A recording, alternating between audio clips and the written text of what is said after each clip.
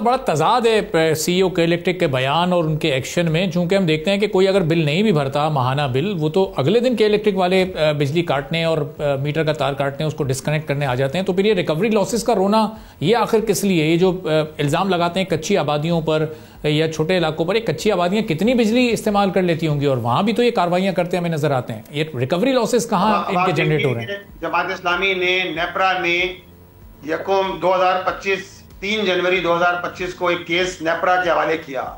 हमने ये केस भेजा, मैं आपको दिखाता हूँ, ये केस मौजूद है सामने। और रिकॉर्ड के मुताबिक सिर्फ एक आईवीसी जो के इलेक्ट्रिक नाज़ाबाद की आईवीसी है, इसमें 19 केसेस हमने नेपरा के पास जमा कराए जो फ्रॉड और बोगस बिलिंग है के इलेक्ट्रिक की। अच्छा। और ये कितनी है?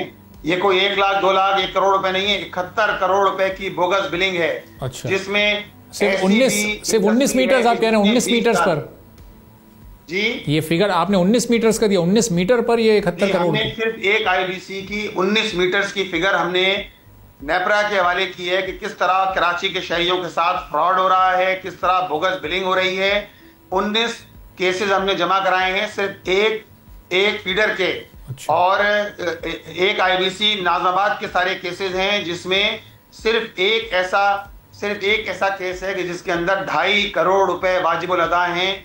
20 साल हो गए हैं, मीटर नहीं काटा गया और उसके बावजूद वो बिजली भी चल रही है, बिल भी बढ़ता जा रहा है, लेकिन के इलेक्ट्रिक की मिली भगत के साथ ये सारा धंधा जारी है। ये तो सिर्फ वो कहते हैं ना कि देख के चंद चावल हैं जो हमने नेपरा के सामने रखा है। सब्सक्राइब करें और बेल दबाएं ताकि कोई खबर रह न जाए।